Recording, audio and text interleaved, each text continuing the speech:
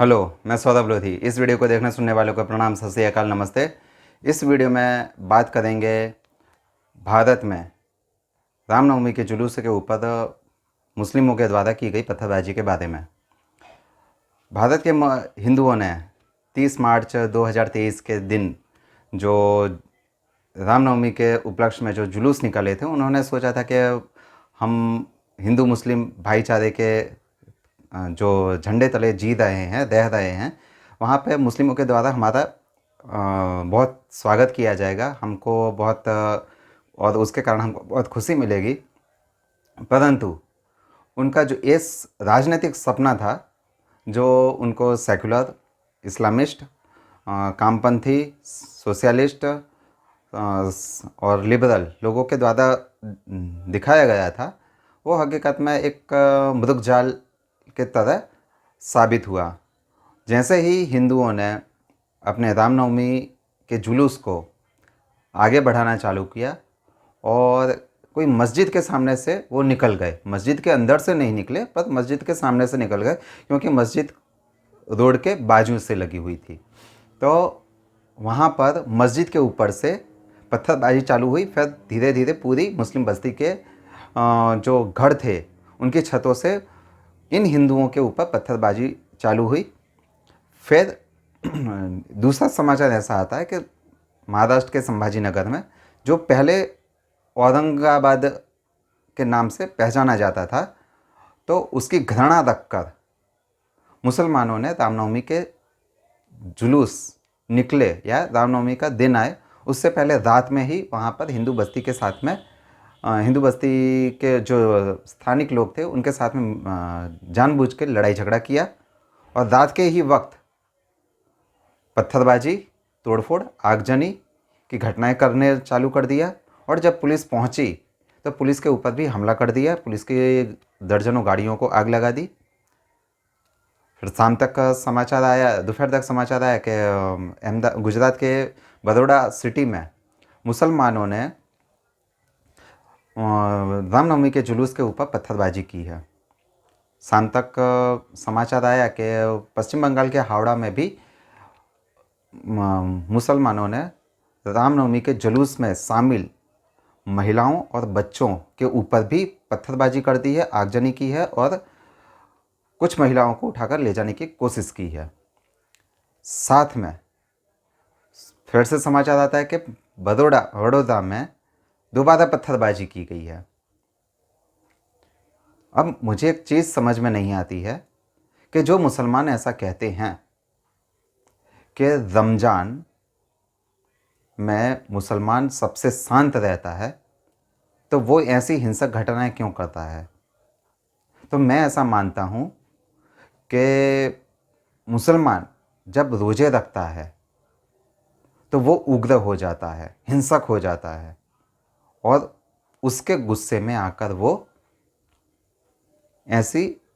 हिंसक घटनाएं, ऐसी जिहादी प्रवृत्तियां करने लगता है। और इसके बचने का उपाय एक ही है कि मुसलमानों को रोज़ा नहीं रखना चाहिए। यदि कोई भी व्यक्ति, सिर्फ मुसलमान नहीं, कोई भी व्यक्ति को यदि आप लंबे टाइम तक भूखा रखते हैं और उसको बहुत तेज़ भूख लगती है तो वो उग्र होने लगता है। तो ऐसी चीज़ मुसलमानों के साथ में है और यही वजह है कि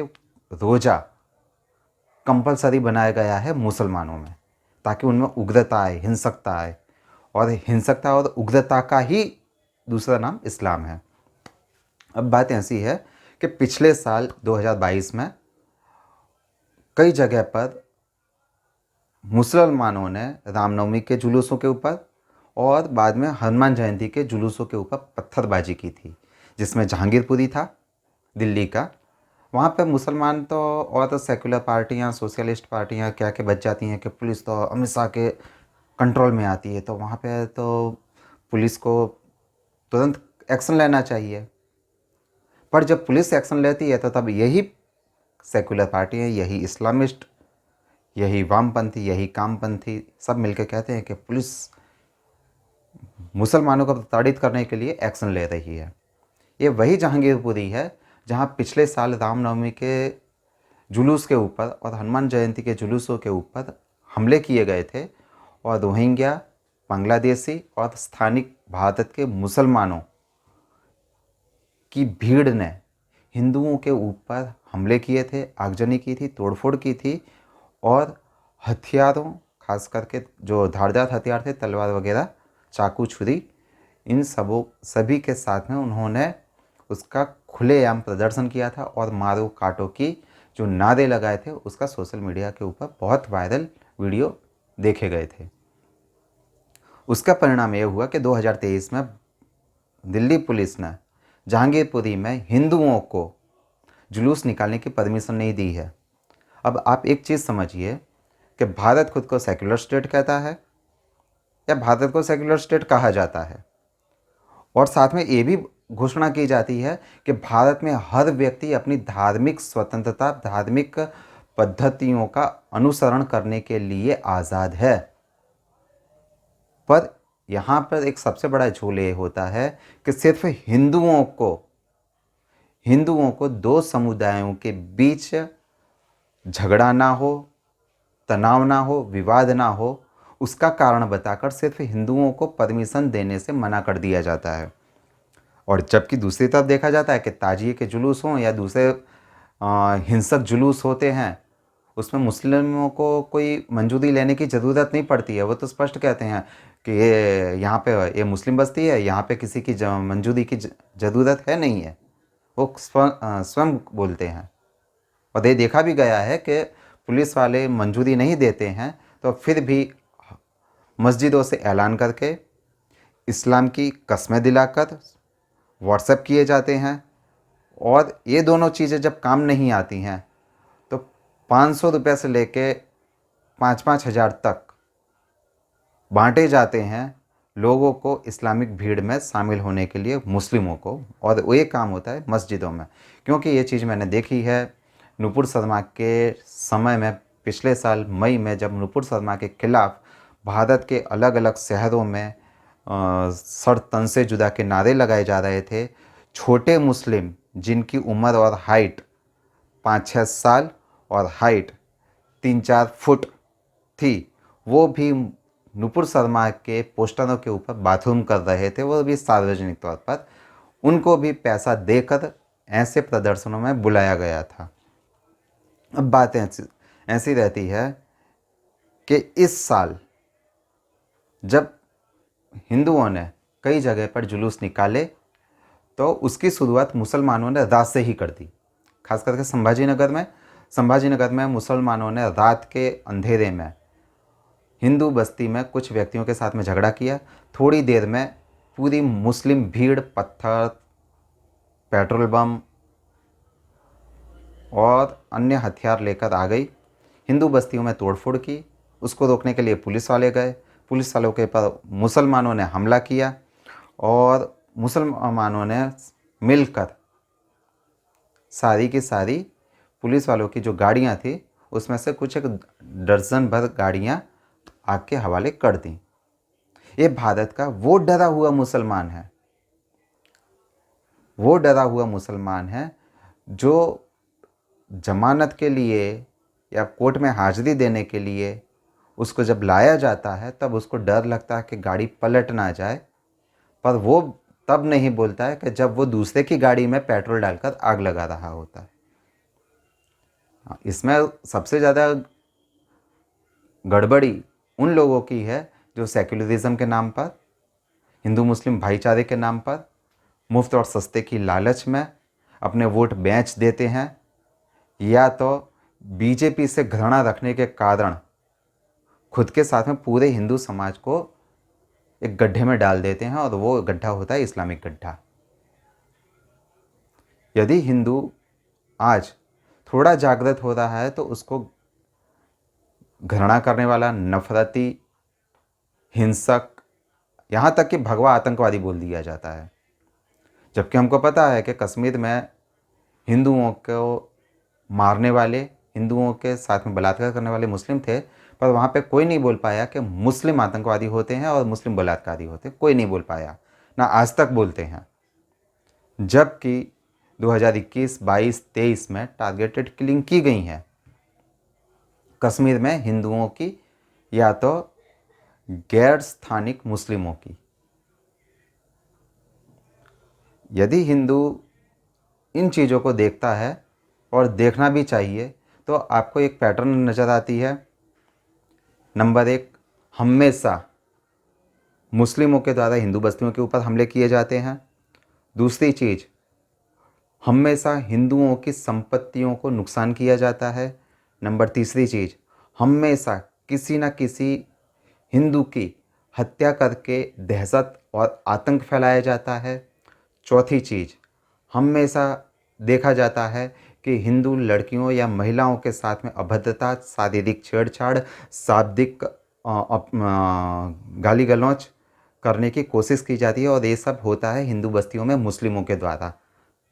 ताकि वहाँ पर एक रोष भरी या नफ़रत भरी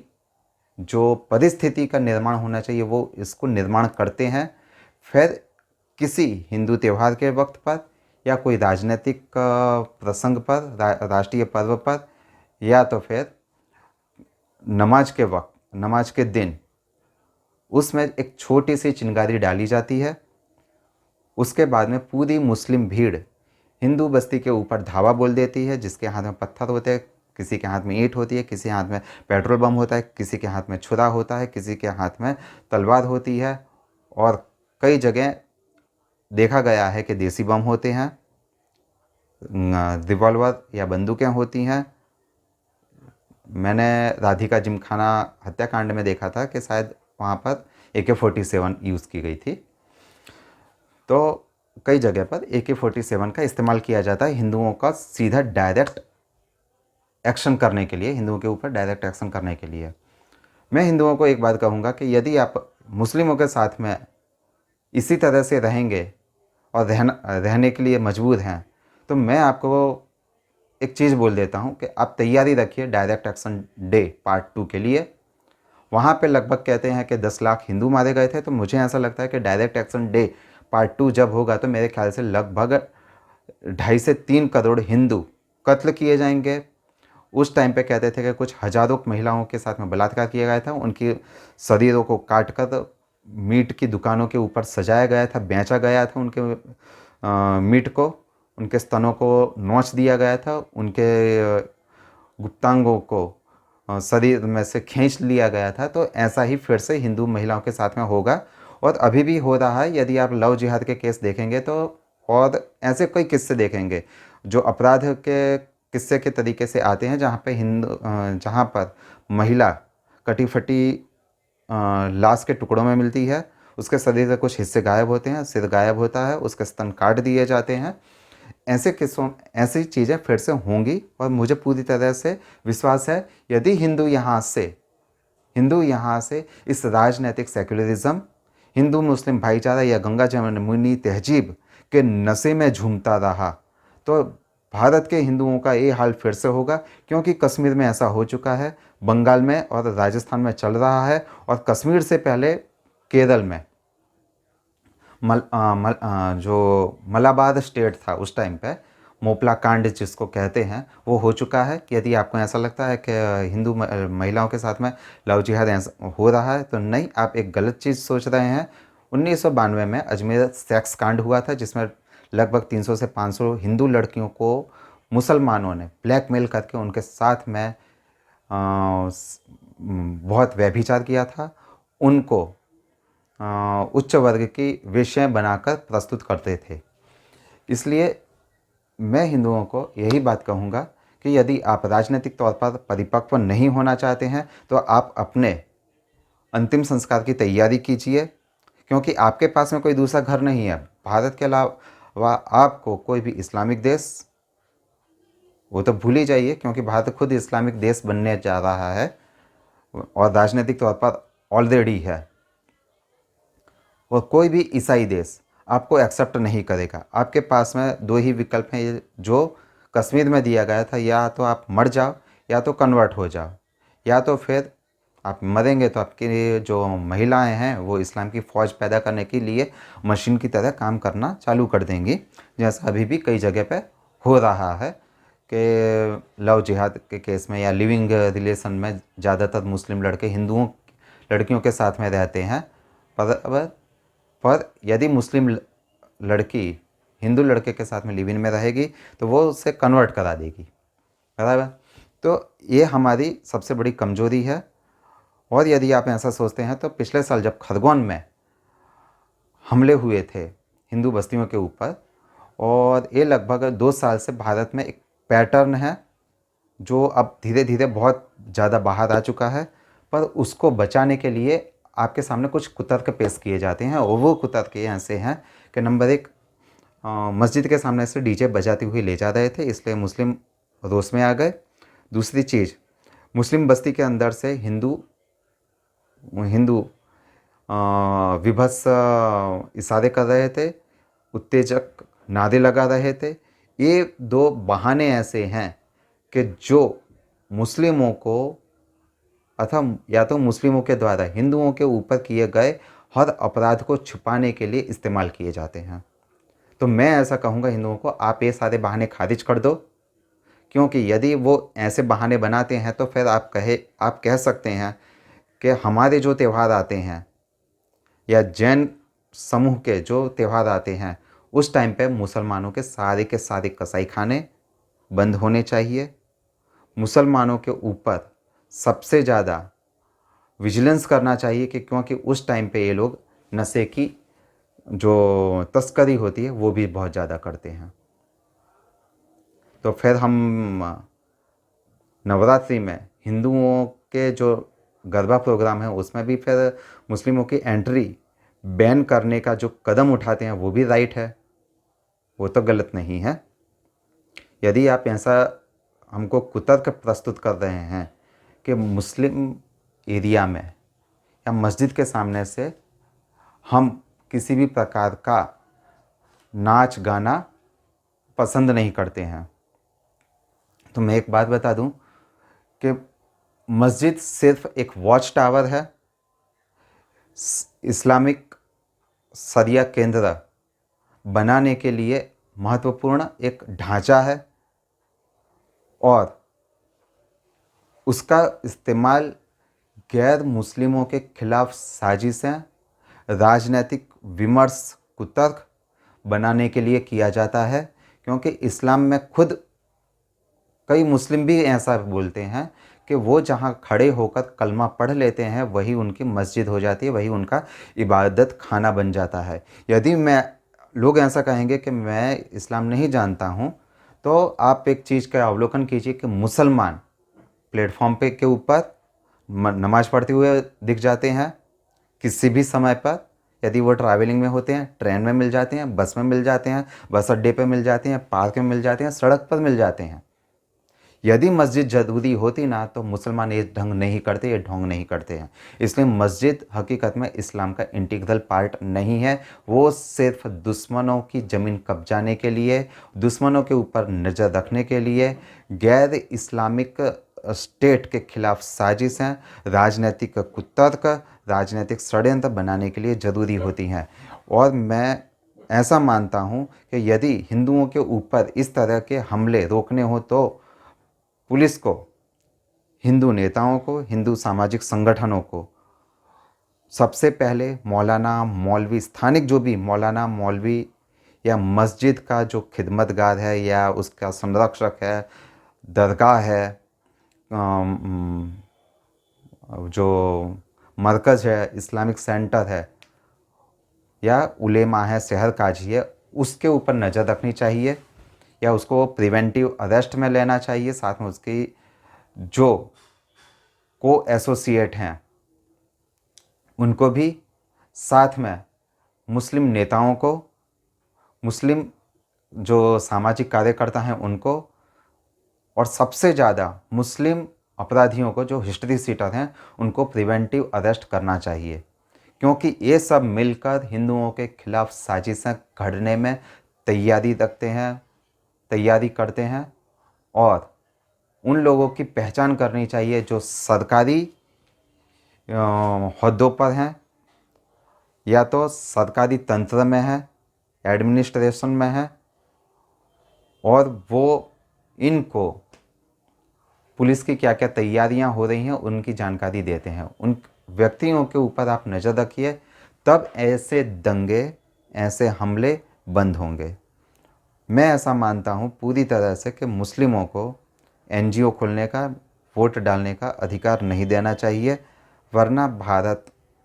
2040 तक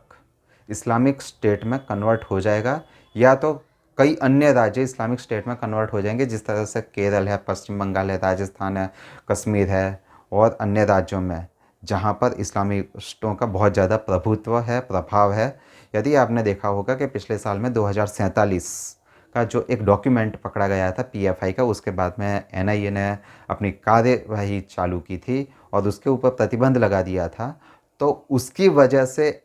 2023 में ये परिस्थिति है कि हिंदुओं के ऊपर कुछ गिने चुने शहरों में हमले हुए हैं। यदि आप एक चीज़ समझिए कि यदि पीएफआई के ऊपर प्रतिबंध नहीं लगाया होता या पीएफआई के मेंबरों को, एडमिनिस्ट्रेटिव पर्सनों को अरेस्ट नहीं किया गया होता, तो मेरे ख्याल से ये संख्या आज के दिन 20 के आसपास होती, और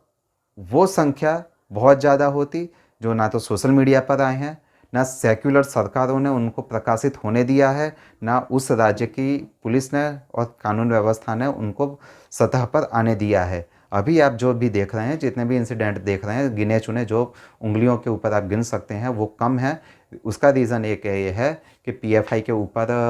एक प्रतिबंध लगाया गया है और मुस्लिम जो जिहादी कार्यकर्ता हैं उनके ऊपर थोड़ा